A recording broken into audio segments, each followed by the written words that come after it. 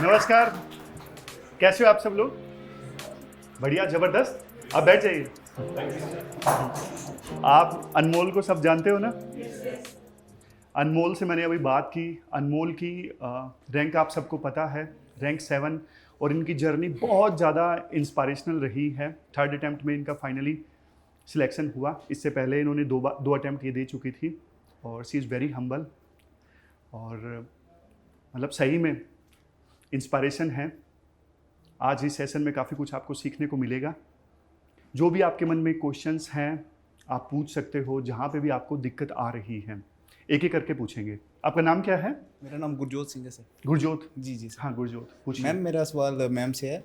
Ma'am actually जब हम newspaper पढ़ते हैं, रीड करते हैं, तो मैम उनमें जब हम उसके नोट्स बनाते हैं तो मैम हमारा बहुत टाइम कंज्यूम होता है। और सर मैं जैसे आपका PW का वो भी फॉलो करता हूँ, जो आप एडिटोरियल डिस्कशन करते हैं डेली में भी, वो भी फॉलो करता हूँ। बट सर तब हमें टेक्निक नहीं पता कि उसमें न्यूज़पेपर कैसे, उसकी मतलब नोट्स कैसे बनाए हैं। मतलब ये क्वेश्चन है मेरा। आज सारे क्वेश्चंस आज अनमोल से हैं। मैं तो आपको मिलता रहता हूँ। जी जी सर। ठीक है अनमोल। गुरजोत का क्वेश्चन है कि नोट्स कैसे बनाएं। न्यूज़पेपर पढ़ते हैं और डिस्कशन भी सुन लेते हैं, लेकिन नोट्स कैसे बनाएं? तो मैं सबसे पहले ये बताना चाहूँगी कि मेरी नोट मेकिंग बहुत ख़राब है। So I am not much of a note maker myself. But current affairs की आपने बात की, तो प्रीलियम से पहले आप बैठ जाइए प्लीज़। मैंने भी न्यूज़पेपर को उतना रेगुलरली फॉलो नहीं किया था। मैंने हिंदू और इंडियन एक्सप्रेस को फॉलो किया ओनली फॉर माई मेंस। उसमें भी जो उसका एक्सप्लेन्ड वाला पार्ट होता है और हिंदू का text and context, that's what I use to follow for my mains, क्योंकि वहाँ से आपकी आंसर राइटिंग को काफ़ी हेल्प मिलती है। But if you are talking about prelims, क्योंकि अभी आप लोगों ने प्रीलियम्स लिखना है, तो उसके लिए मुझे लगता है अगर आप न्यूज़पेपर पढ़ना चाहते हैं, what you should do is, जो फ्रंट पेज है वो, जो नेशनल न्यूज़ का पेज है वो, टेक्स्ट एंड कॉन्टेक्स्ट हिंदू अगर आप पढ़ रहे हैं वो, आप इन 3 पेजेस पे फोकस कीजिए। एडिटोरियल को भी फ़िलहाल आप रहने दीजिए, इन 3 पेजेस पे फोकस कीजिए। यहाँ से टॉपिक्स उठाइए, what are the topics in news. आप फ्रंट पेज देखेंगे, आपको ED पता चलेगा, आपको इलेक्शंस पता चलेंगे, आपको डिलिमिटेशन पता चलेगा, because these are the topics which are in news right now. और एक वर्ल्ड वाला जो पेज है हिंदू का, वो देखिए, आपको UN पता चलेगा। अभी आप देखेंगे तो पैलेस्टीन, एक UNGA रेजोल्यूशन पास हुई है कि whether Palestine should be made into a state और not. What are these? Current affairs, ठीक है। इनको आप देखिए और फिर इनको आप अपने स्टैटिक नोट्स से कॉम्प्लीमेंट कीजिए। तो न्यूज़पेपर अगर आप पढ़ रहे हैं, मुझे पता है सब लोग न्यूज़पेपर नहीं पढ़ पाते हैं, and it is in my very humble opinion not even necessary. Newspaper मैं कहती हूँ मैंडेटरी नहीं है, बट अगर आप पढ़ रहे हैं तो आपको ऐसे पढ़ना है कि आपको न्यूज़पेपर से टॉपिक्स उठाने हैं और फिर खुद उनको पढ़ना है, ठीक है। अपार्ट फ्रॉम दैट, अगर आप न्यूज़पेपर नहीं पढ़ पा रहे हैं लेकिन you have to stay updated with the current affairs, then your go to should be firstly the monthly magazines. वो आप किसी भी कोचिंग की रेफ़र कर लीजिए, आप किसी भी कोचिंग की मंथली मैगजीन्स को रेफ़र कीजिए। डेली करंट अफेयर्स में भी आप ना फॉलो कर सके, कोई प्रेशर नहीं है, मत कीजिए फॉलो। मंथली मैगजीन्स आपकी सफिशेंटली कवर कर देंगी। लेकिन आपको पता होना चाहिए कि डेली न्यूज़ में क्या हो रहा है, तो आप किसी भी एक कोचिंग की जो यूट्यूब पे वीडियोज़ आ रही है वो देख लीजिए। मैं फॉलो करती थी ओनली IAS, इनके जो प्रीलिम्स बूस्टर होता था वो, and the editorial, that I use to follow on and off. Prelims booster थोड़ा ज़्यादा जस्ट बिफोर प्रीलिम्स, क्योंकि वहाँ से आपको फैक्ट्स मिल जाते हैं, है ना, जो काम में आएंगे। और उसके बाद किसी और कोचिंग के भी अगर आप देखेंगे तो डेली न्यूज़पेपर एनालिसिस वो करते हैं, राइट। किसी भी एक न्यूज़पेपर का डेली न्यूज़पेपर एनालिसिस। ये मैं आपको ऑप्शंस बता रही हूँ कि अगर आप न्यूज़पेपर नहीं पढ़ रहे हैं तो आप इनमें से कोई भी सोर्स को रेफ़र कर सकते हैं, बट मंथली इसको प्लीज़ फॉलो कीजिए, बिकॉज मंथली मैगजीन से क्या होगा, आपका रिविजन साथ साथ होता रहेगा। Don't rely solely on the PT 365, क्योंकि वो प्री से 3 महीने पहले आती है। 3 महीने पहले आप 1 साल का करंट अफेयर्स करेंगे, वो रिटेन नहीं हो पाएगा। तो इसलिए you should focus on the monthlies, ठीक है। और फिर अगर रह जाए तो फिर आप PT से उसको रिवाइज़ कीजिए लास्ट में, ठीक है। And lastly for pre specially current affairs mostly also cover होंगे आपके जो टेस्ट सीरीज़ होती है उनसे। अगर आप किसी भी कोचिंग का ओपन टेस्ट लेते हैं या जो लास्ट के टेस्ट होते हैं ना FLTs, वहाँ पे उन्होंने क्वेश्चंस जो डाले हैं करंट अफेयर्स के, वो कहाँ से डालें, लास्ट के 1 ईयर के करंट अफेयर्स से। यू सॉल्व दोज क्वेश्चंस, जो नहीं होते हैं उनके नोट्स बनाओ करंट अफेयर्स के टेस्ट सीरीज़ में से, वहाँ से भी आपका करंट अफेयर्स काफ़ी रिवाइज हो जाएगा। बट अगर आप न्यूज़पेपर पढ़ रहे हैं तो जैसे मैंने आपको बताया, टॉपिक्स नोट डाउन करो और उनको अलग से पढ़ो।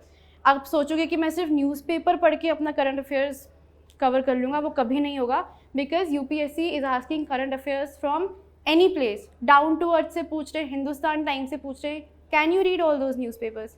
You can't.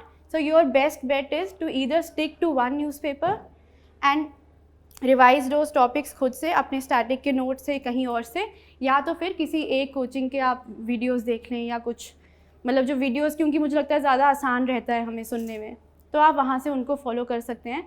और उसके बाद don't run after current affairs का मटेरियल. अगर आपने PYQs देखे होंगे, लास्ट ईयर का पेपर देखा होगा या उससे लास्ट ईयर का भी देखा होगा, तो current comprises a very small portion of it.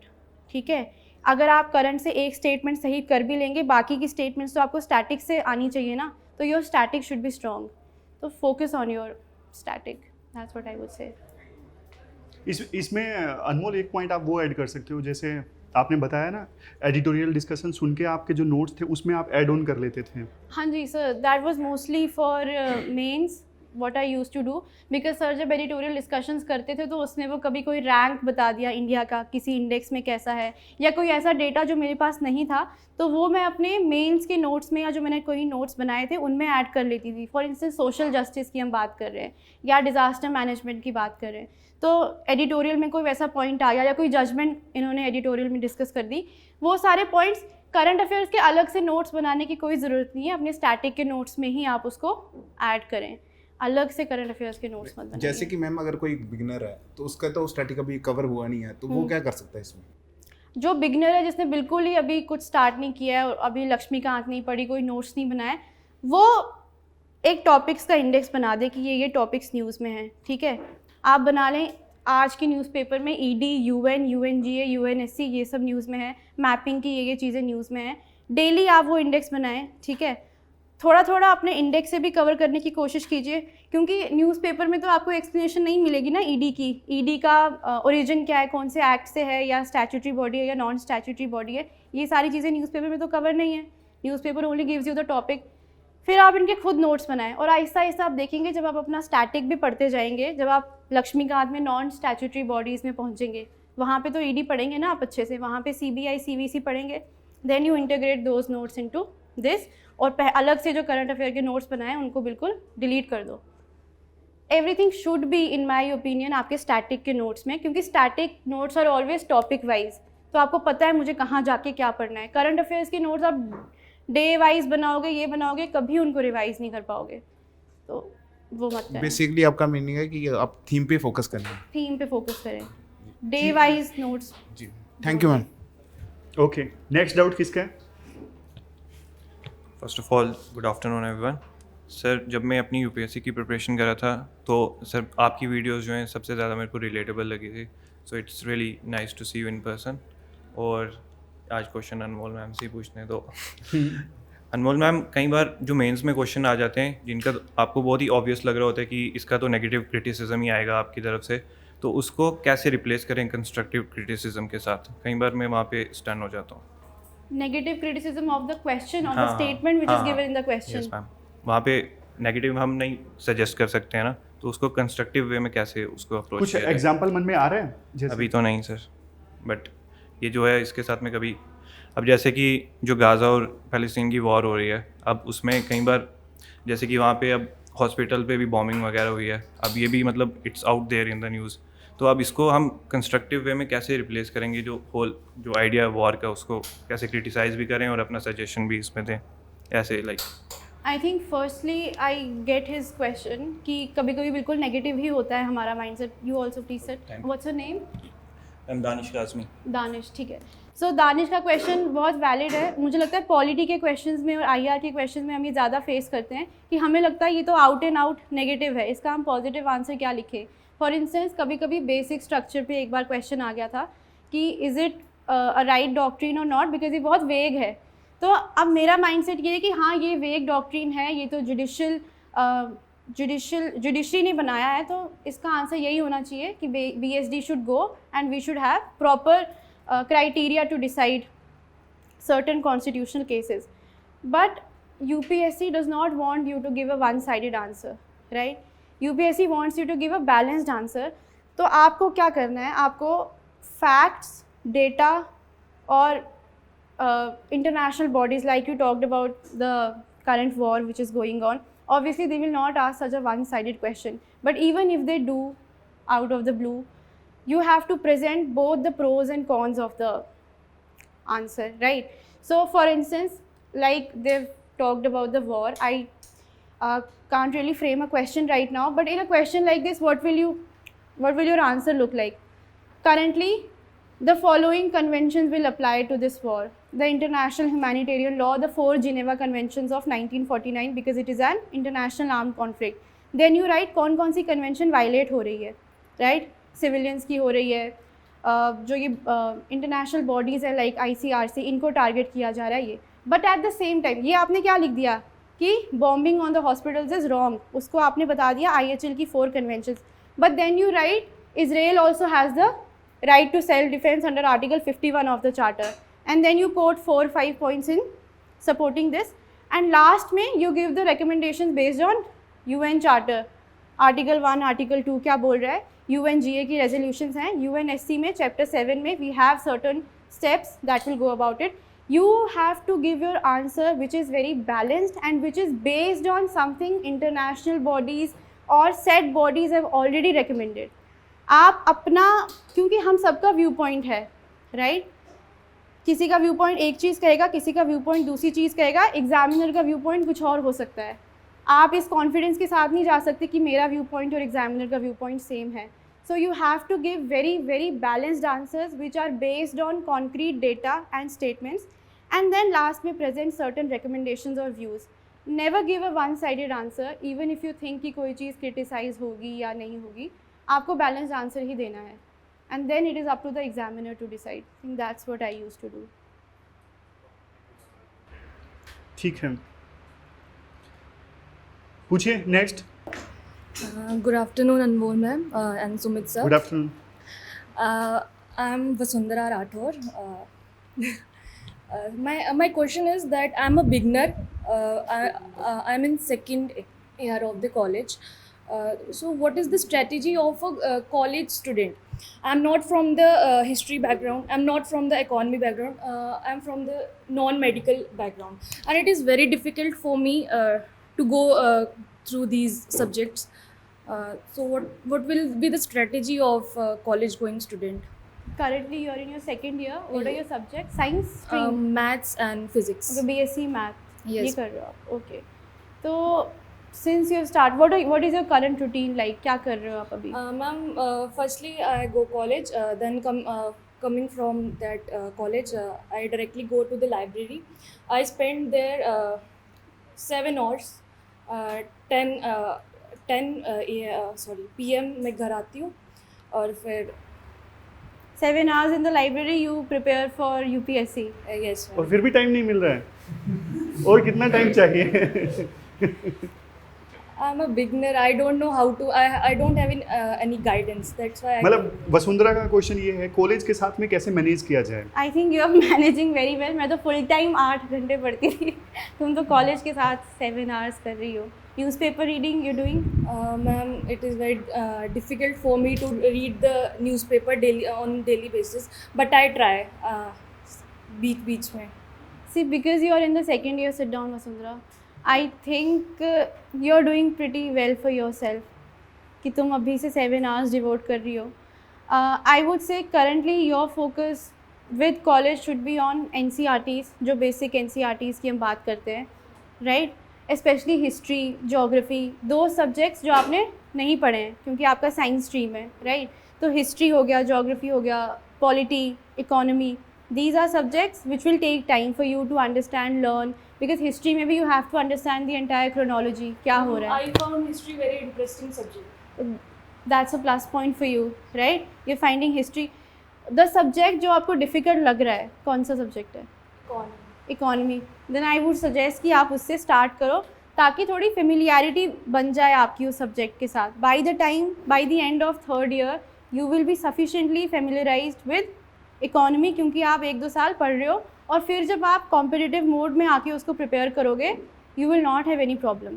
I think along with college मैंने तो उतनी पढ़ाई नहीं की थी कुछ, मैंने NCERTs खरीद के रखी थी, but I did not prepare much. To you I can only suggest because you have time try reading newspaper, क्योंकि एक बार हम जब आ जाते हैं ना फुल्ली, वो 1 साल जो हम प्रिपेयर करते हैं उस टाइम पे हमें लगता है कि स्टैटिक इतना ज़्यादा है, हम न्यूज़पेपर नहीं पढ़ पाते. That's why I was suggesting videos and all of those things to you, monthlies और वो सब. इस वक्त आपको एक अंडरस्टैंडिंग बिल्ड करनी है of the world, a very comprehensive and holistic understanding of what is happening around us. So for that I would suggest कि newspaper will be very good option for you. आप पढ़ सकते हो तो आप पढ़ो, ठीक है, क्योंकि आपको पता चलेगा कि ईडी क्या है, सीबीआई क्या है, इलेक्शंस कहाँ हो रहे हैं, कॉन्स्टिट्यूएंसीज क्या है. जब आप इन टर्म्स से थोड़े फेमिलियराइज हो जाओगे, बाद में जब आप पीटी पढ़ोगे या मंथली पढ़ोगे, आपके लिए ज़्यादा इशू नहीं होगा. Would you be taking a drop year after graduation या सीधा? I'll prefer drop. You will prefer to take a drop year, no? तो ये सब स्ट्रैटेजीज जिनकी हम बात करते हैं, पीटी पढ़ना, मंथली पढ़ना, ये आप तब करें. इस वक्त what you can seriously focus on is doing the NCERTs, covering your basics अच्छे से, having a complete understanding of all of these topics and supplement that with your newspaper, ठीक है. और उसके साथ साथ में यू कैन वॉच वीडियोज़. कोई अगर टॉपिक समझ नहीं आ रहा है, इकोनॉमी का या जोग्राफी की मैपिंग समझ नहीं आ रही है, there are ample videos on the net. किसी एक को पकड़ लो, कोई एक कोचिंग की वीडियो या किसी एक टीचर की video, just to get an understanding.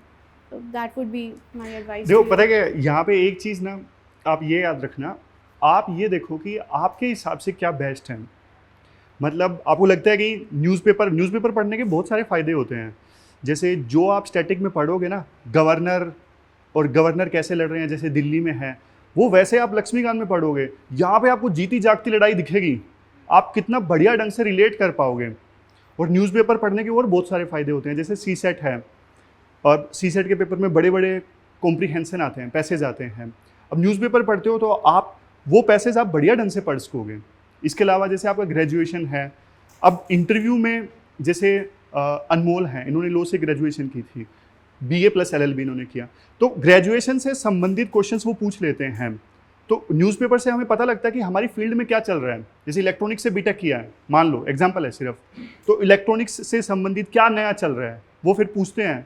आप जैसे लोकल हो, यहाँ पे जम्मू से लेकिन न्यूज़ आती है, इंटरव्यू में आपसे पूछा जाएगा कि जम्मू में क्या है, जम्मू के बारे में इंपॉर्टेंट डिटेल्स. तो ये सब कुछ हमें न्यूज़पेपर से मिलता है.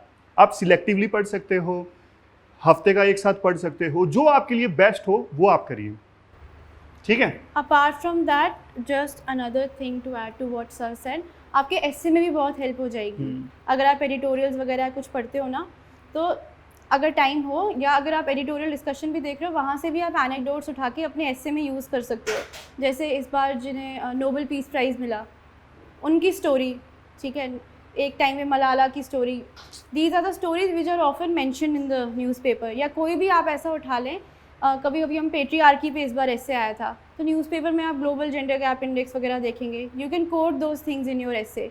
सो if you have time, do go through these, और अपने माइंड में रखिए कि ओके ये चीज़ मुझे एस्से में हेल्प कर सकती है, ये पॉलिटी में कर सकती है, ये सोशल जस्टिस में कर सकती है. Because you have time, you should definitely go through it. If you don't have time to go through the newspaper, still don't have that FOMO कि मैंने नहीं पढ़ा. आप टेंशन ना लें कि हमने न्यूज़पेपर नहीं पढ़ा तो क्या होगा.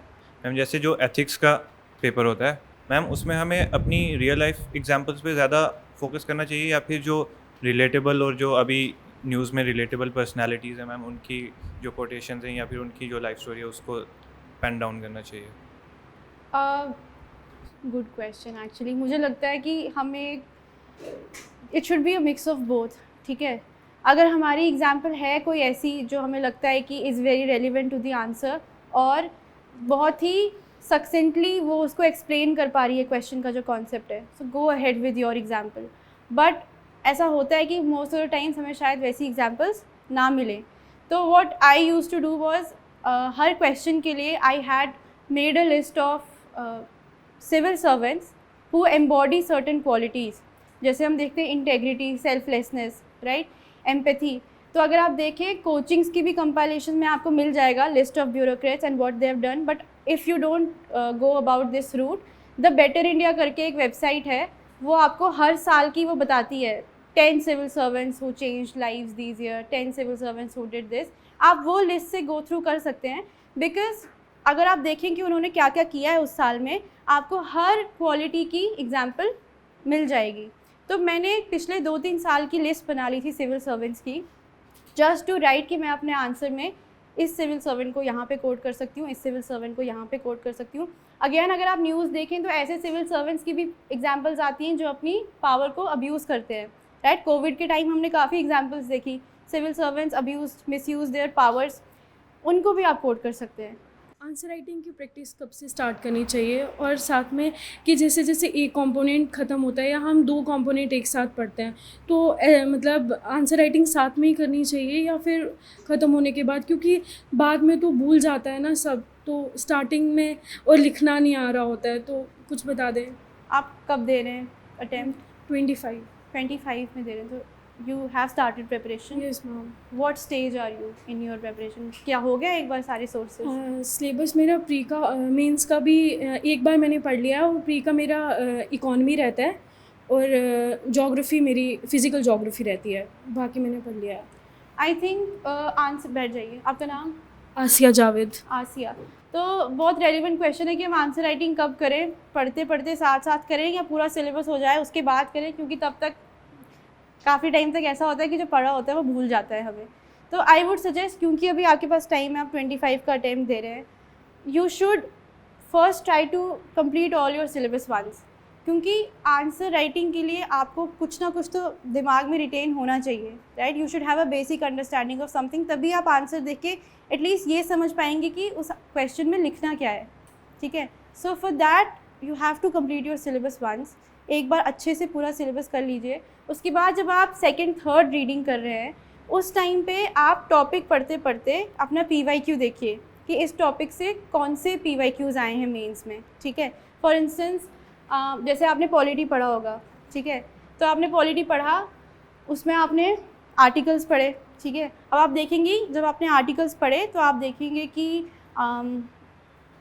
2022 या 23 में आर्टिकल 21 पे क्वेश्चन आया है कि सुप्रीम कोर्ट की जजमेंट्स बताइए जिन्होंने आर्टिकल 21 की अंडरस्टैंडिंग को ब्रॉडन किया है। First time reader can not understand that question and answer that question, but जब आपने 1-2 बार पढ़ा है, आर्टिकल 21 को भी अच्छे से पढ़ा है, फंडामेंटल फ्रीडम्स को अच्छे से पढ़ा है, at that time you will be better place to answer that question. उस टाइम पे आप समझेंगे कि ठीक है इस क्वेश्चन में क्या लिखना है, ऐसे लिखना है, ऐसे लिखना है। उसके बाद आई थिंक अगर आप 25 का अटेम्प्ट दे रहे हैं तो बाई आई वुड से सितंबर अक्टूबर तक आपकी प्रिपरेशन इस 2024 तक काफ़ी अच्छे से हो जाएगी। उसके बाद अक्टूबर टू दिसंबर आप अपनी आंसर राइटिंग को प्रैक्टिस कर सकती हैं, क्योंकि आपने इतना पढ़ लिया होगा कि आपके दिमाग में ये सब चीज़ें रिटेन होंगी। So I think answer writing starting में बिल्कुल मत करना, क्योंकि आप डीमोटिवेट हो जाएंगे कि हमें तो कुछ याद ही नहीं है। Only after second third reading will you be able to at least understand कि क्वेश्चन में क्या लिखना है। और आई थिंक वो टाइम आपका आता है सितंबर के बाद, क्योंकि तब तक आपने 1-2-3 बार पढ़ लिया होता है अच्छे से, करंट अफेयर्स का भी आपके पास मटेरियल होता है।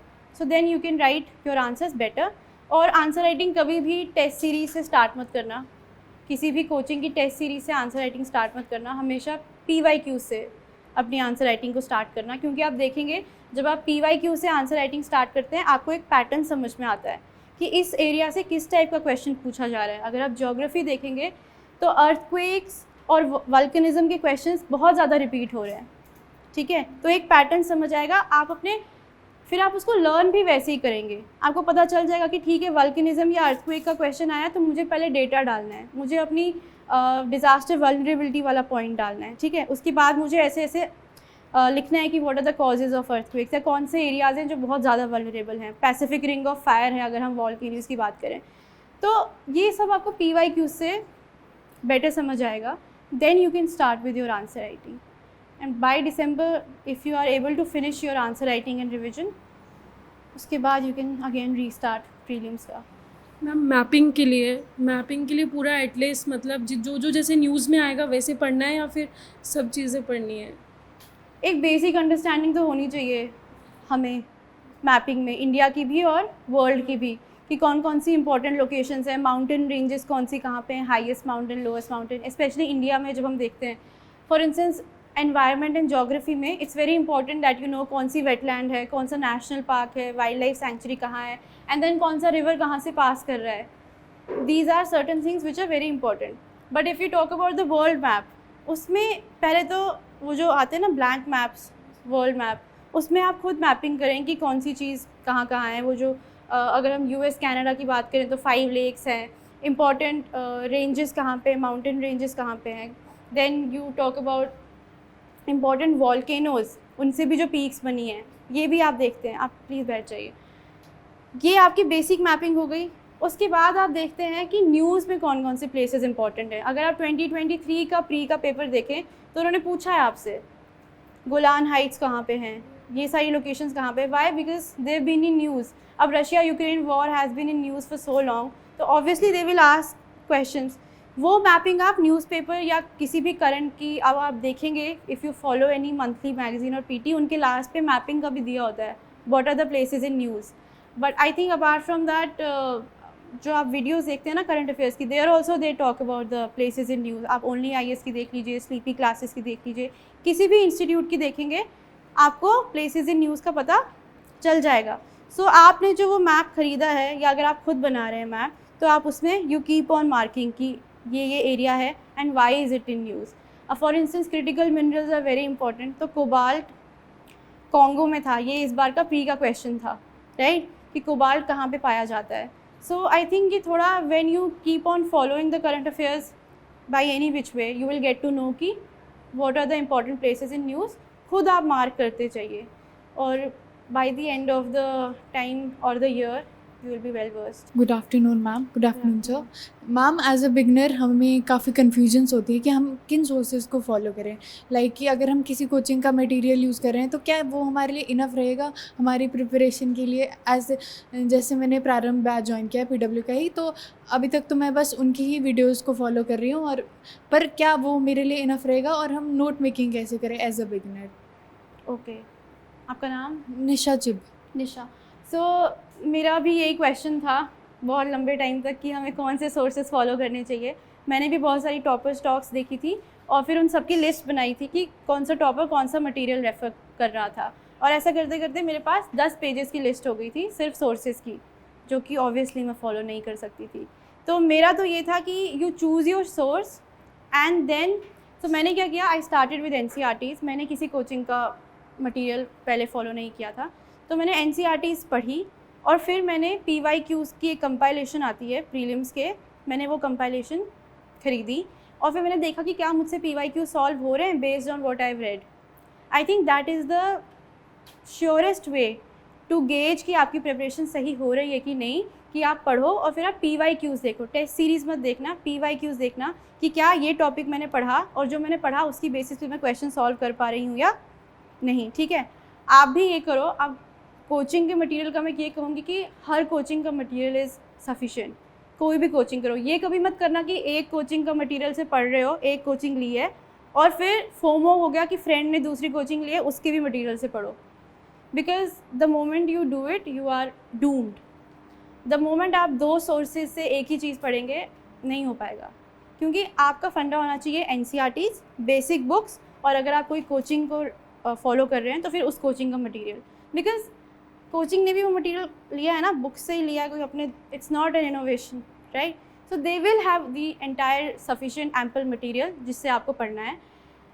डिफरेंस कहाँ आता है, आप देखेंगे कि हर कोचिंग से बच्चा क्वालिफाई कर रहा है ना, हर कोचिंग के फाउंडेशन कोर्स से बच्चा क्वालिफाई कर रहा है। It means the difference is in your own study pattern, in how you study, it's not the difference in the material. ठीक है, तो अगर आपने वो ट्रिनिटी जो कहते हैं ना, basic books, test series and PYQs, अगर आपने इसको अच्छे से फॉलो किया, you will ensure success. Even if you don't get success, ensure तो आप कर लोगे कि प्री मेंस क्वालिफाई हो जाएगा। ये मत रखना कि मैं कोचिंग का मटेरियल सफिशिएंट है या नहीं है। Don't fall in that trap, because उससे क्या होगा, आप बस डिफरेंट कोचिंग्स में एनरोल हो जाओगे, रिजल्ट नहीं आएगा। तो मैम, और इकोनॉमी को अप्रोच कैसे करें? मेरा भी economy was not a very strong point, ठीक है, and because I hadn't enrolled in any coaching, तो for me I had actually, मैंने मृणाल सर की यूट्यूब की वीडियोस देखी थी, बिकॉज आई हैड हर्ड कि he is a very good faculty for economy, everybody knows him, so I had done that. And then उनकी जो आती है ना notes, the 6 pillars of handouts जो हैं उनके 6 pillars of economy, I had referred to those and I had completely relied on that material for economy. And just before prelims, he brings out this Wind series, right? Wind 22, Wind 23 series, जिसमें वो आपका economic survey, budget and the entire current affairs उसको cover कर देते हैं. So I use to rely on that. And I think economy के अगर आप प्री के PYQs देखें, दे आर वेरी कॉन्सेप्चुअल. ठीक है, प्री के PYQs में इकॉनमी में बहुत कॉन्सेप्ट बेस्ड क्वेश्चंस पूछते हैं. नीर और REER जो है उसके बीच में डिफरेंस पूछ लिया. ठीक है, CRR क्या है उसके क्वेश्चंस पूछ लिए. तो आप देखेंगे कि इसके लिए आपका स्टैटिक स्ट्रॉन्ग होना चाहिए. करंट पे ज़्यादा फोकस नहीं रहता है इकोनॉमी में, स्पेशली फॉर प्री.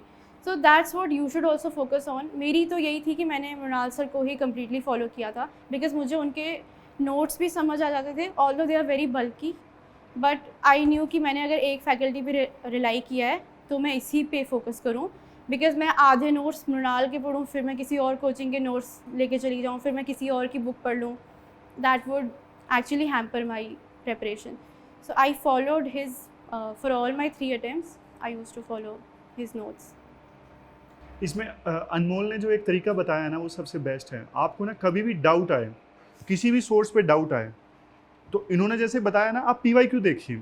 उस सोर्स से अगर आपके सारे PYQ सोल्व, मतलब अच्छा नहीं था सोर्स, मतलब समझ गए. सबसे पहले ये देखिए उस सोर्स से आपको अच्छे से समझ में आ रहा है, कंसेप्ट में कोई दिक्कत नहीं है. पहला टेस्ट पार, अगर सब कुछ समझ में आ रहा है. दूसरा टेस्ट, सब कुछ जो पहले क्वेश्चंस पूछे हुए हैं सारे सोल्व हो रहे हैं आसानी से, तो इसका मतलब वो सोर्स आपको सूट कर रहा है. दोनों में से कहीं भी दिक्कत आए, या तो कंसेप्ट समझने में दिक्कत आए या फिर PYQ सोल्व नहीं हो रहे हैं, तो इसका मतलब आपको एक बार देखना चाहिए दिक्कत कहाँ है. क्या कुछ कम इस सोर्स ने कवर किया है या फिर कुछ कंसेप्ट छोड़ दिए हैं. फिर ये देखिए, हमेशा ना एक साइंटिफिक लॉजिकल अप्रोच अपनाइए, बजाय इसके कि ब्लाइंडली कुछ भी आप फॉलो करो या फिर कुछ भी ऐसा. सोचिए कि कहाँ पे एरर है. जहाँ पे सोर्स को ऑल टुगेदर छोड़ने की ज़रूरत है, छोड़ दीजिए. जहाँ पे लगता है कि कुछ टॉपिक्स एक्स्ट्रा करने की ज़रूरत है, वहाँ पे कुछ टॉपिक्स एक्स्ट्रा कवर कीजिए. ठीक है. Ma'am my self Anmol Fiza Khan. Ma'am मेरा क्वेश्चन ये है कि मतलब करंट अफेयर्स जो है उसका थोड़ा सा ये हो जाता है कि मतलब नोट मेकिंग का वो इम्पॉर्टेंट है, नोट मेकिंग, या मंथली मैगजीन्स और न्यूज़पेपर इनफ है? आई थिंक हमें बैठ जाइए. तो अनमोल का बहुत वैलिड क्वेश्चन है, नोट मेकिंग करें करंट अफेयर्स की नहीं. आई थिंक हमें हमेशा फोमो होता है कि हमारा कोई करंट अफेयर का टॉपिक मिस ना हो जाए. आई think that is the only reason हम सब नोट्स के पीछे भागते हैं. ठीक है, तो उसके लिए आप ये कर सकते हैं कि अगर आप न्यूज़पेपर फॉलो कर रही हैं, are you following the newspaper, what you should do is, like I said, make a list of the topics कि न्यूज़पेपर में क्या क्या न्यूज़ में है. ठीक है, और उसको अपनी पेज पे पढ़ते रहो. क्योंकि अगर कोई भी गवर्नर टॉपिक न्यूज़ में है तो इट्स नॉट कि गवर्नर न्यूज़ में रहेगा only for 1 day, it will stay in news for months. Supreme court की किसी चीज़ पे जजमेंट अगर न्यूज़ में है, it will stay in news for months, क्योंकि फिर उसमें अपील होगा, कोई जजमेंट आएगा. what you should do is you should write down the broad topics, make a list of those topics and then go about them either on your own pace. और जब monthly आ जाती है उस महीने की, फिर आप उस मंथली से भी वो टॉपिक्स पढ़ें, क्योंकि मंथली में वो सफिशेंटली कवर्ड होगी. अगर आपको लगता है कि नहीं कुछ है जो मंथली में भी कवर नहीं हो गया, फिर आप उसको गूगल कर लें. कोचिंग्स ने तो निकाले हुए हैं ना उन पे आर्टिकल्स बहुत ज़्यादा. खुद से note making day wise current affairs की मत कीजिए, क्योंकि नहीं हो पाएगा और after a point of time आपके इतना बल्कि नोट्स हो जाएंगे और आप उनको वापस नहीं रेफ़र करेंगे. क्योंकि नोट मेकिंग आपका काम, करंट अफेयर्स का note making is not your job. कर रहे हैं बहुत सारे लोग, वही काम कर रहे हैं ना. कोचिंग्स आपको वही तो कंपाइलेशंस दे रही हैं, तो अगर वो कर रही हैं तो फिर आप क्यों उसी काम को करेंगे. आपका काम है रिटेंशन इन योर माइंड. वो आप कैसे कर सकते हैं वो आपने देखना है. या तो आप खुद अपने स्टैटिक नोट्स को सप्लीमेंट करें उससे, या फिर आप एक इंडेक्स बना लें, खुद पढ़ें, अपने स्टैटिक के नोट्स को लिख लें, या तो फिर मंथली मैगजीन जो है उसमें लिख लें. बट खुद नोट्स मत बनाइए करंट अफेयर्स के, बहुत बल्कि हो जाएगा. मैम PYQs के रिगार्डिंग मेरे को पूछना था कि मैम PYQs मतलब हम अगर सॉल्व कर रहे हैं ना, तो उसके बाद उसका एनालिसिस बहुत इंपॉर्टेंट होता है, उसको एनालाइज करना. तो मतलब उसमें मैं थोड़ा कंफ्यूज हो जाती हूँ कि मतलब कैसे, मतलब उसको. आप कब का अटैम्प्ट दे रही हैं?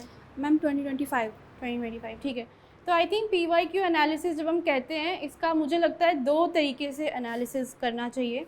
पहला तो हमें पूरा ईयर वाइज PYQ सॉल्व करने चाहिए खुद, but that you should do only once you have completed your syllabus और अब आप PYQ सॉल्व कर रहे हो. क्योंकि तब आप देखते हो कि अगर आप कोई गेस भी लगा रहे हो, किसी फैक्ट की बेसिस पे आप गेस लगा रहे हो, या कोई एलिमिनेशन कर रहे हो, या कोई टेक्निक यूज़ करके क्वेश्चन सॉल्व कर रहे हो, तो आपकी एक्यूरेसी कितनी बन रही है उसमें. That is one type of analysis to see कि मैं जो सोच के क्वेश्चन अटैम्प्ट कर रही हूँ क्या वो सही है या नहीं है. That is one type. Second आ गया जो हम प्रेपरेटरी फेज़ में करते हैं, जो आप इस वक्त करेंगे, वो है टॉपिक वाइज PYQ करना और उसको एनालाइज करना. ठीक है. फॉर इंस्टेंस जब आप PYQ करते हैं तो क्वेश्चन किया, आंसर मार्क किया. अब ये आंसर आपका या तो सही होगा या गलत होगा. गलत है तो ऑब्वियसली आप वापस जाके रिवाइज करेंगे. सही है तो भी आपने छोड़ नहीं देना है उसको वहाँ पे. फिर आपने जो बाकी के 3 ऑप्शन हैं जो आपने नहीं किए उनको भी पढ़ना है. ठीक है. PYQs का सबसे इंपॉर्टेंट ये रहता है कि जो आपके बाकी के ऑप्शंस हैं you also read about those, और फिर आप देखो कि क्या इनमें से कुछ अभी करंट में तो नहीं इम्पॉर्टेंट. अगर है तो then you focus more on that. आप उसकी भी नोट्स बनाते हो. फॉर इंस्टेंस एक बार अंडर 2 कोरिलेशन या कोई ऐसा कोरिलेशन था, एक ऑप्शन था. ठीक है. एंड नेक्स्ट ईयर उसी पे क्वेश्चन आ गया PYQ में, which means it is important to go through the options also. So currently because you are preparing for 2025, आप अभी PYQs topic wise कर रही होंगी, तो आपको समझना है कि वो topic क्या है, because that topic is important because UPSC has asked us. तो आप उस topic पे ज़्यादा focus करेंगी और आप उसके options पे भी ज़्यादा focus करेंगे. So that is how you analyze. एक क्वेश्चन और था मेरा, मैम आपकी CSET स्ट्रेटजी क्या थी कि आप शेयर कर सकते हैं? मेरी टू बी ऑनेस्ट CSAT के लिए कोई स्ट्रैटेजी नहीं थी पर से.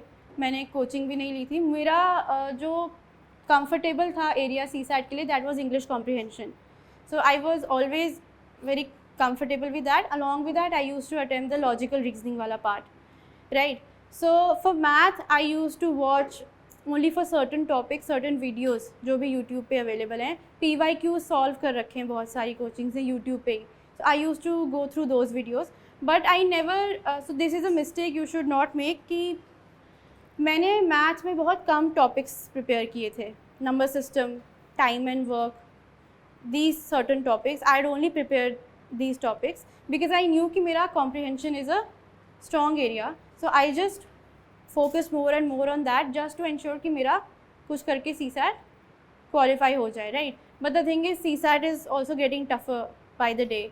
सो I think you should identify कि आपका स्ट्रॉन्ग एरिया कौन सा है. कॉम्प्रिहेंशन है, मैथ है, LR तो सबका ही होता है आई थिंक. सो LR पे उतना फोकस ना करते हुए मैथ या कॉम्प्रिहेंशन में से कोई एक एरिया चूज़ कीजिए और उसको अच्छे से प्रैक्टिस कीजिए.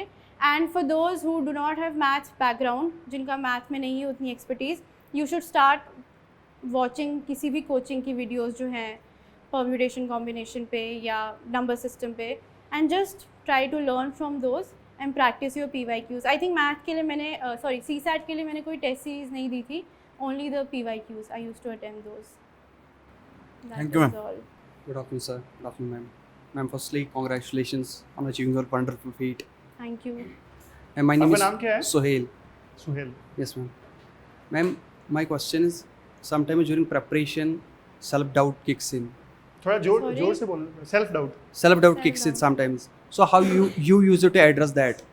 And is something that you use having a plan B in your mind during your preparatory days?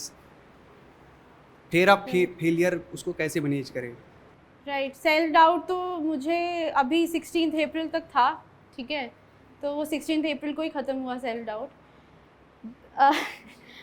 I think self doubt किसी के अगर नहीं है तो good for you, very good. If you don't have self doubt, मेरे लिए तो हमेशा से था. बैकअप ये था कि till 2022-23 my backup was that I would go for judiciary के एग्ज़ाम्स और I would practice law because I have done my graduation in law. So I had that backup in mind that I will have some sort of employment. 2023 में I qualified JKS, so that was an added backup.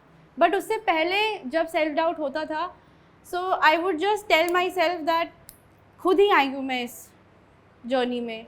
So I had actually weighed all the pros and cons of this examination. मुझे पता था कि 6 के 6 attempts भी लग सकते हैं. तो जब वो कहते हैं ना ओखल में सर डाल दिया तो फिर मूसल से क्या डरना.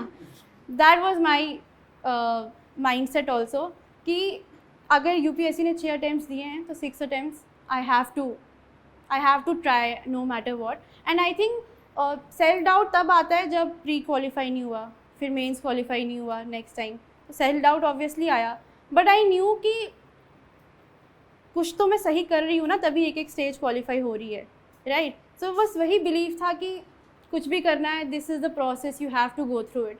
एंड देन आई थिंक उसके अलावा आई वुड से कि the biggest antidote of self doubt is if you have some sort of spiritual connection with the universe or with whatever god you follow or believe in. I think जब आपको बहुत self doubt हो and you think आपसे कुछ नहीं होगा, you go and you sit and you think कि something has brought me यहाँ तक, ठीक है, तो आगे भी वही ले जाएगा. अभी ethics की हम बात करें तो ethics में I think sir would also know and I have talked about this. We talk about निष्काम कर्म, right? You do your action without thinking of the consequences. That is what even I used to do, that after a point of time आप अपना कर्म करते हैं, you do your task and then you leave it to the universe, you leave it to God. And I think जब आपने छोड़ दिया हो किसी higher power के हाथ में सब कुछ, तो फिर आपका self doubt ख़त्म हो ही जाता है. पूरी तरह से नहीं भी होगा, to an extent हो जाएगा, that now the universe will take care of it. That is all. Good afternoon sir, good afternoon ma'am. Ma'am मेरा एक क्वेश्चन था कि कंसिस्टेंसी कैसे मेंटेन करें, कि जैसे एज अ बिगिनर हम स्टार्ट तो कर देते हैं लेकिन फिर वही सेल्फ डाउट की बात आ जाती है मैम. सेल्फ डाउट होता है, फिर लगता है कि पूरी अभी यंग एज है, यंग एज ही इसी में लगा देंगे और सबको पता है कितनों का होता है कितनों का नहीं होता, वो तो एक ऑब्वियस ही बात है.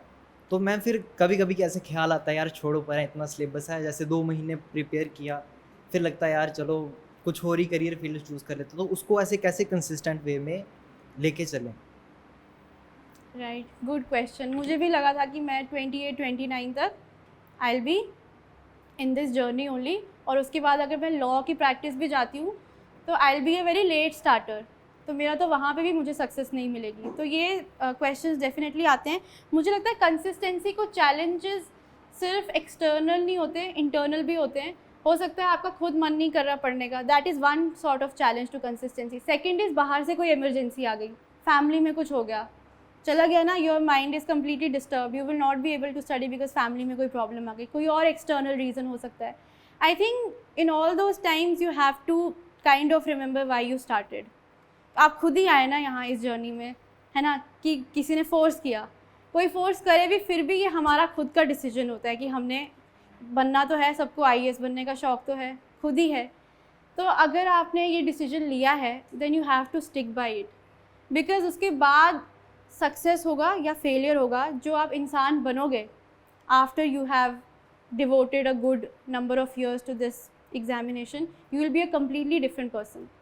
एंड आई थिंक UPSC की preparation is one such preparation which will actually alter your personality. उसके बाद तुम किसी भी फील्ड में जाओगे ना, you will do well. And we have many examples of that कि UPSC के प्रोसेस के बाद जो भी निकलता है बाहर, दे are a completely transformed person, they are able to do well wherever they go.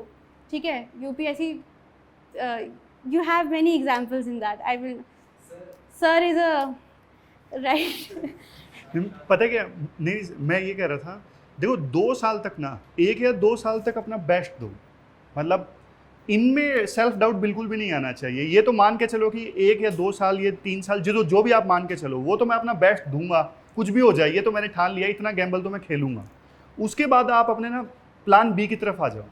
Plan B होना चाहिए सर, होना चाहिए. 2 अटेम्प्ट के बाद तो आप प्लान बी आपके माइंड में ज़रूर होना चाहिए 100%, बजाय इसके कि मतलब ये सिचुएशन आए कि 6 के 6 अटेम्प्ट पूरे हो गए या फिर जितने भी अटेम्प्ट है, उसके बाद हम सोचना स्टार्ट करें कि अब लाइफ में क्या करना चाहिए. वो स्टेज नहीं आनी चाहिए. पहले से पता होना चाहिए 2 अटेम्प्ट मैं दूंगा, 2 अटेम्प्ट तक मेरा सब कुछ तैयार है, सारा सिलेबस मैंने कवर कर लिया, छोटे नोट्स मेरे पास हैं रिवाइज जल्दी से करने के लिए.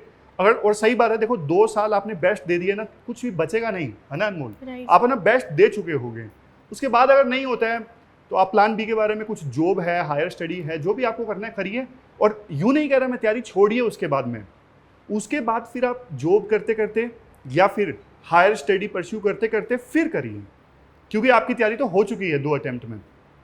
समझ गए, ये करिएगा, फिर सेल्फ डाउट भी नहीं आएगा. बट वो जो 1-2 साल हैं जिनकी बात सर कर रहे हैं, उनमें कभी ये सेल्फ डाउट बताने देना कि मैं नहीं कर पाऊँगा. और consistency I think that is an internal thing, वो आपको खुद से हैबिट फॉर्म करनी पड़ेगी कि नहीं मैंने बैठना है. बिकॉज मोटिवेशन बहुत कम टाइम तक लास्ट करेगी. एक वीडियो देख ली, कोई एंट्री वीडियो देख ली, कोई कुछ देख लिया, वो 2 घंटे की मोटिवेशन, उसके बाद क्या, अगले दिन तो फिर तुम्हारा सुबह उठ के पढ़ने का मन नहीं करेगा, है ना.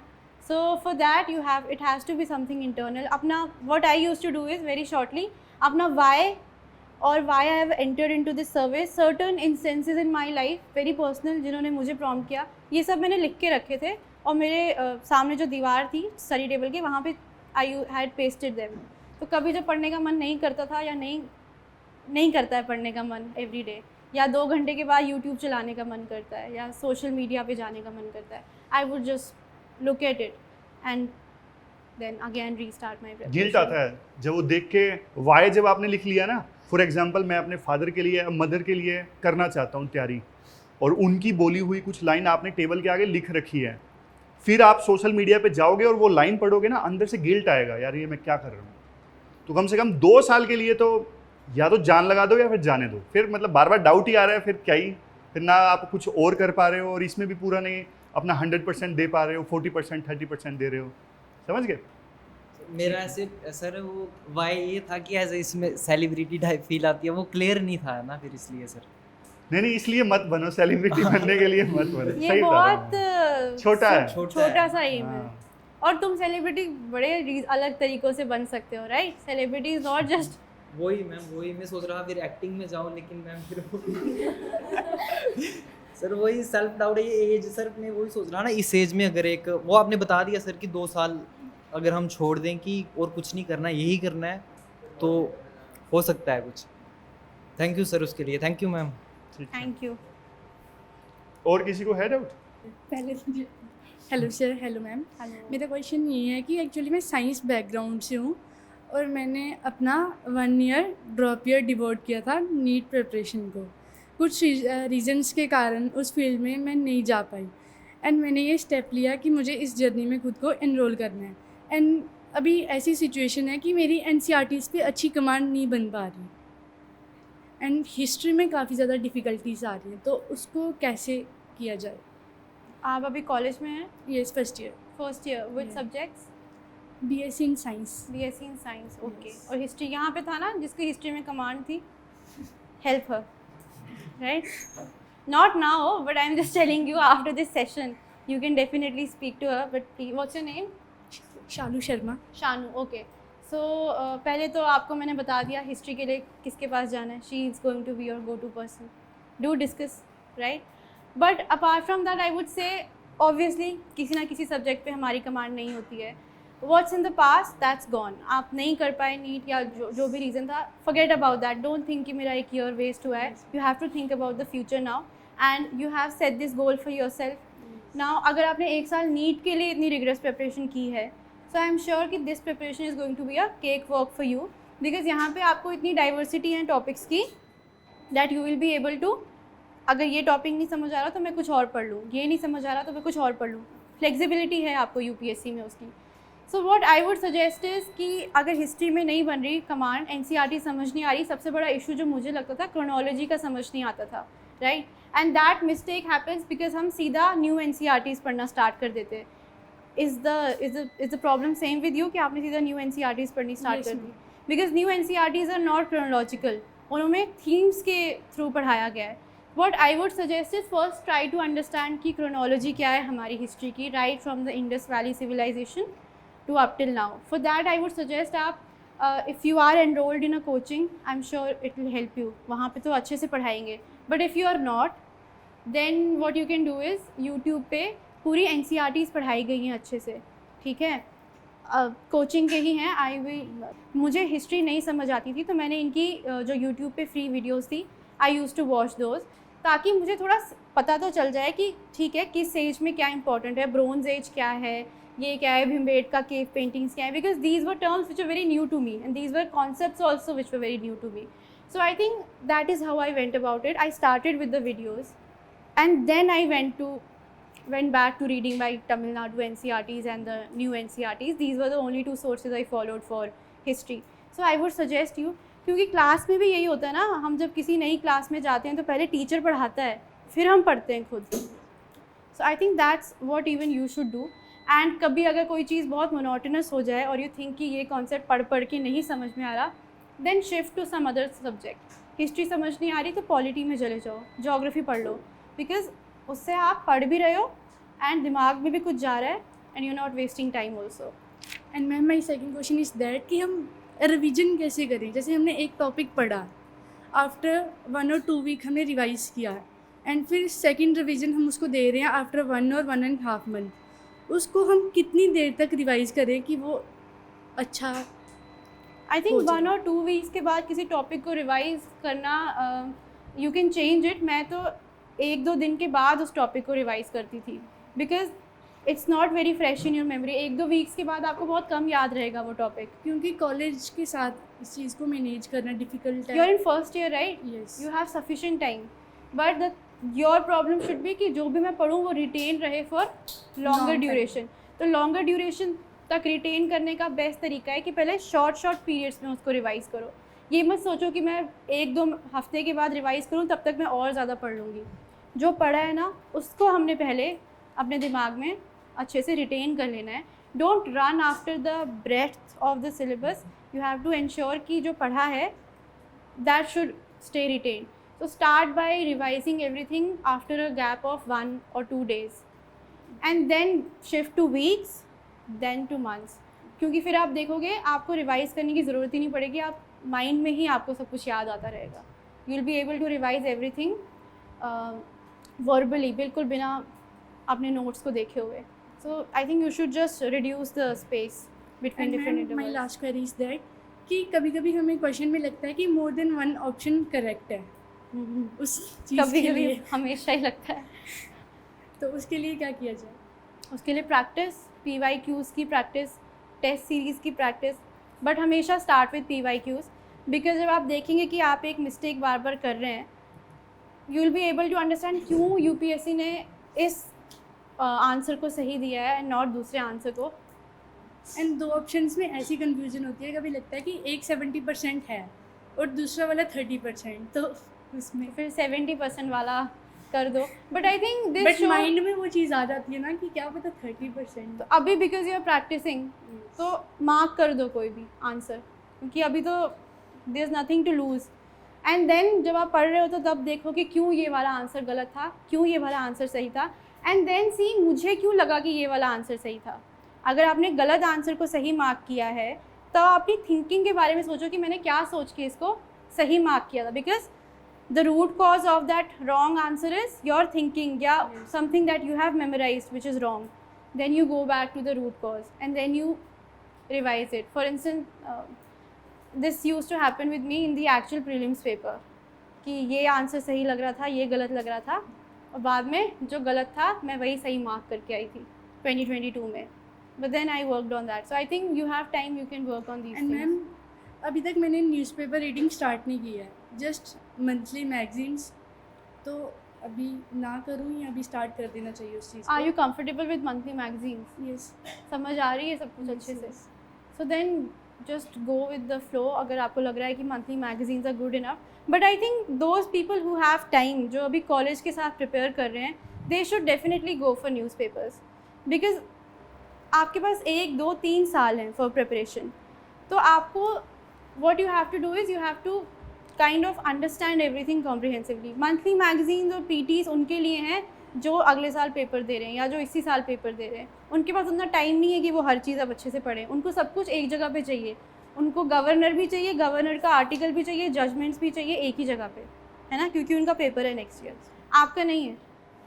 आपको थोड़ी ब्रॉडर अंडरस्टैंडिंग चाहिए. You should have a complete idea what's happening. You can actually start with newspaper because इससे आपकी रीडिंग स्किल्स, कॉम्प्रिहेंशन स्किल्स, सारी ही स्किल्स को हेल्प मिल रही है. सो if you have time, do start with newspaper. Thank you so much ma'am. अभी जिनके पास में time है ना, आप लोग तो गलती करो यार. 3-3 साल है आपके पास में, गलती से सीखो, खुद एक्सपेरिमेंट्स करो मेरे लिए क्या सूटेबल हैं. अभी जैसे सानू बता रही कि कुछ क्वेश्चंस में उन्हें दिक्कत आती है 70% 30%. अभी तो सिर्फ शुरुआत है. अभी तो हज़ारों क्वेश्चंस की प्रैक्टिस आप करोगे, खुद ही रियलाइज होता जाएगा कि कैसे. अभी तो बिगनिंग है, अभी तो बिगनिंग है ना ये. अभी आपने सारा सिलेबस भी नहीं पढ़ा है. हाँ, आप जब 3-4 रीडिंग्स करोगे आपको पता चलेगा आपकी फर्स्ट रीडिंग की understanding was completely wrong.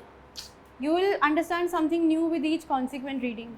So just give yourself time because you have a lot of time. जितनी बार पढ़ते हैं ना, जैसे मैं अपना एक्सपीरियंस बताता हूँ, मैं न्यूज़पेपर वाला डिस्कशन करता हूँ ना, फर्स्ट टाइम मैं एडिटोरियल डिस्कस करता हूँ ना, फर्स्ट टाइम जब पढ़ता हूँ एडिटोरियल तो एक पर्सपेक्टिव मिलता है, दूसरी बार जब मैं फिर से पढ़ता हूँ एक नया पर्सपेक्टिव मिलता है, तीसरी बार कुछ और जानने को मिलता है। मतलब आधे घंटे के अंदर अंदर मैंने तीसरी बार आर्टिकल पढ़ा ना, मुझे हर बार कुछ नया जानने को मिलता है, उसमें कुछ बेटर अंडरस्टैंडिंग के साथ पता लगता है। वैसे ही है सब कुछ, समझ गए? ठीक है, कुछ और क्वेश्चंस लेकिन थोड़ा जल्दी जल्दी, यस सर। बहुत जल्दी जल्दी, ठीक है?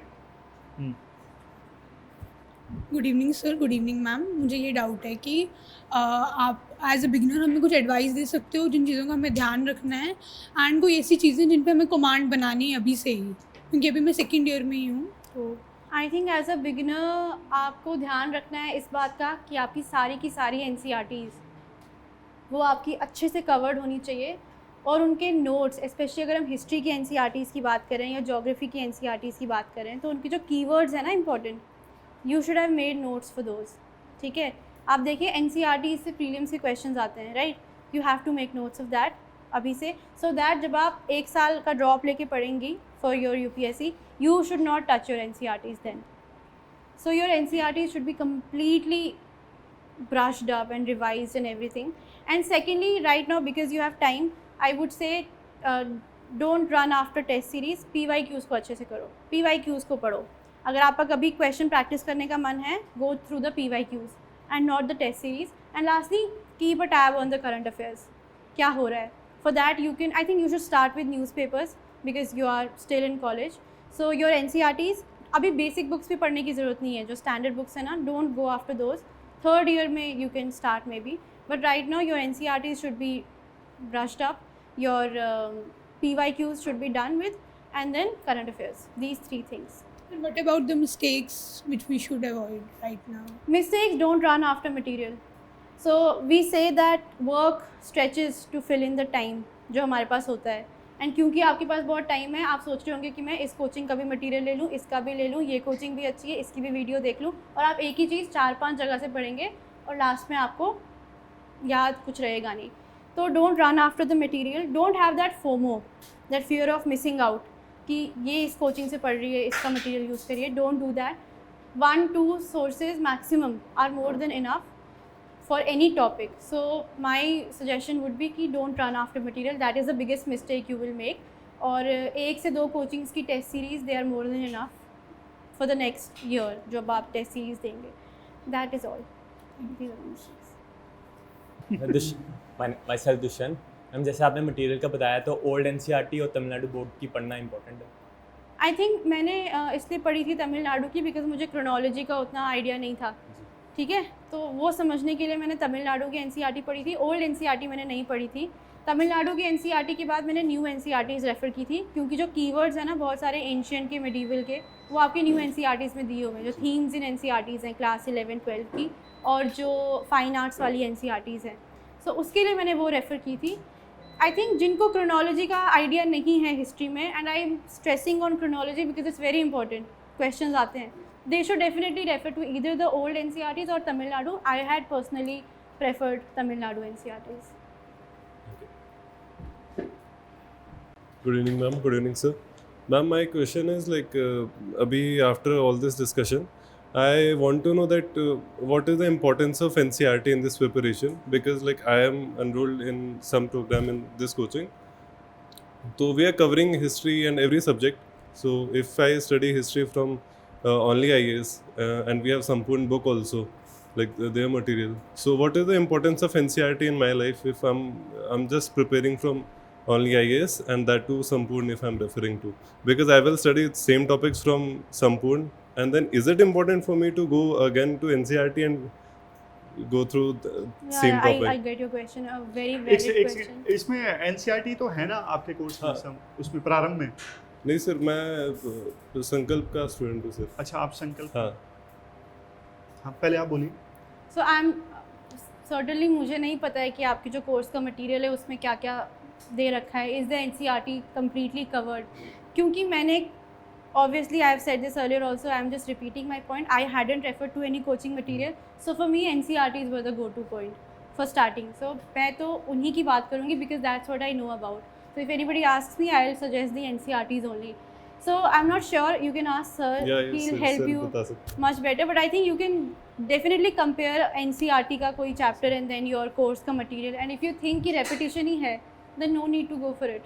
But I think मैं तो ये सजेस्ट करूंगा, वैसे तो देखो टीचर जो हैं बिल्कुल बेसिक से हाँ। कवर करते हैं, एनसीईआरटीज कवर होता है, लेकिन फिर भी मैं सजेस्ट करूंगा एनसीईआरटी आप पढ़ लेना, उससे एक तो कॉन्फिडेंस बहुत बिल्ड हो जाता है, क्योंकि ना बहुत मतलब सच में कंसेप्ट में जैसे मैं बोल रहा था ना, कुछ एक नया डायमेंशन जानने को मिल जाता है, और एनसीईआरटी कवर करने में ना ज़्यादा टाइम नहीं लगता है, मतलब बिल्कुल ऐसा लगता बहुत जल्दी जल्दी कवर होती हैं, तो एक बार आप पढ़ लोगे तो कुछ जाएगा नहीं, 15 दिनों में तो आप कंप्लीट कर दोगे। सो मैम दूसरा क्वेश्चन पर्टिकुलर अबाउट इससे एक सेकंड, इससे ना कई बार एक डाउट ये आता है कि डायरेक्ट क्वेश्चंस भी एनसीईआरटी से यूपीएससी पूछ लेती है, Yes, sir. तो मन में ना लास्ट में ऐसा ना हो कि यार यूपीएससी ने कहीं डायरेक्ट क्वेश्चंस पूछ लिए एनसीईआरटी से, मैंने एनसीईआरटी नहीं पढ़ी, तो इससे अच्छा भी आपके पास में टाइम है, 25 में आप एग्जाम दोगे तो आप कर लेना। I think many of you would also be appearing for the JKS exam. Yes, sir. तो अगर आप उनका भी प्री का पेपर देखें और या मेंस का भी देखें, बट प्री की मैं ज़्यादा बात करूँगी तो एनसीईआरटी से उन्होंने टर्म्स उठाई थी एक बार हिस्ट्री की, ठीक है। सो आई थिंक मन में कोई वो ना रहे कि मैंने नहीं पढ़ा, FOMO again. So I think you should definitely go for NCERT, because I have seen जो उनका फिगर्स होती हैं या पिक्चर्स होती हैं, उनके नीचे जो लिखा होता है फुट नोट में, questions are being asked from there also, so it won't do you any harm if you go through the NCERTs. Definitely go. बस ऐड अप हो जाएगा चीज़, इसीलिए आई एम थिंकिंग क्यों, because I am not that much into reading things, reading books, बस that's why I am asking this question if it is sufficient, like if I go through only one thing. I don't have any FOMO with NCERT books, I am fine because I believe in concept and like just if I know the thing, I know the thing. Yeah, see, conceptual clarity जहाँ से मिले, take it and then move forward. But UPSC is not only asking concepts, right? It's asking पता नहीं कौन सी term, फमान, right? Coin का नाम, किसी literature के किसी author का नाम. So UPSC is asking you factuals also. For that, why just have this in mind कि मैं NCERT नहीं पढ़ूँ? क्योंकि हो सकता है कोई तुम्हें concept या कोई word या कोई ऐसी term हो जो NCERT में दी हो, coaching के notes में miss हो गई हो. So for that, you should just go through it, जल्दी make note of those terms, some factoids, and then move ahead with it. Ma'am, other question is like for GKS, the history part. I recently checked the mains questions of GKS. So they were asking like very particular questions from Jammu Kashmir history. So for that, like what is the material? Like I don't know. So last year when I appeared for JKS, there was no specific question about JNK, but still I had prepared. I think there's one coaching, it has covered the entire Jammu Kashmir ki history, right from Avanti Varman up till Maharaja Hari Singh Gulab Singh. There's this entire compilation of those videos. अगर आप JK history search करेंगे, किसी coaching का, I can't remember the name of the coaching, और उन्होंने सारे, तो I had referred to that for my JKS interview and also for my UPSC interview. You can just, sorry, कौन सा sir? Latif, I am not aware of the name. वो किसी coaching की पूरी प्लेलिस्ट है, you can refer to that and I think that will be more than enough. No need to buy any book for JK history or कुछ भी। Thank you sir. MC Mahajan, So M तो मैंने book पढ़ी, right? वैसे सब कुछ covered है, ज़्यादा ऐसे यूँ मत सोचना कि मेरे हाँ वही कि सब कुछ अगर कवर्ड है तो मुझे कोई ऐसा वो नहीं है कि एनसीईआरटी पढ़ने का शौक भी नहीं है, मैं खुश हूँ एक जगह से पढ़ने में क्योंकि सेम चीज़ ही पढ़ रहा हूँ। देखो पता क्या है, एक आपको बेसिक सी बात बताता हूँ, जब हमने संपूर्ण नोट्स बनाए तो आपको लगता नहीं कि हमने तो देखा ही होगा बेसिक कुछ एनसीईआरटी से नहीं छूटना चाहिए, तो हमारी बात नहीं है। कोई भी कोचिंग जब नोट्स बनाता है ना तो पूरी टीम ये कोशिश करती है कुछ भी नहीं छूटना चाहिए, क्योंकि कुछ छूटेगा तो उसी को नुकसान है। इसलिए तो कई बार जैसे नोट्स जो है वो बल्कि हो जाते हैं, क्यों? क्योंकि टीचर ये इंश्योर करना चाहता है कि ज़्यादा बेशक हो जाए, कम नहीं होना चाहिए। कल को यूँ ना हो जाए कि क्वेश्चन मेरे नोट से नहीं आया, समझ गए? जो कोचिंग के नोट्स मुझे वो ज़्यादा लगे कि बहुत ज़्यादा होलिस्टिक है, सब कुछ कवर्ड है इसमें, सही है। और Then have faith and just revise those. फिर छोड़ो। यहाँ पर बहुत एनसीईआरटीज़ की बात हो रही है, सब जगह होती है, ऐसा नहीं यहाँ पे होती है, तो इसीलिए आई थॉट कि पूछ लेना चाहिए। नहीं सही है। लो, अनमोल पानी। Thank you. Depends on you. मैं तो बहुत जल्दी डिस्ट्रैक्ट हो जाती थी और प्रोक्रेस्टिनेशन भी बहुत करती थी, सो आई वुड जस्ट, मेरे पास अपनी मदर का इंस्टाग्राम का वो था, बिकॉज अपना आईडी नहीं था, आई न्यू कि वो डिस्ट्रैक्शन होगा।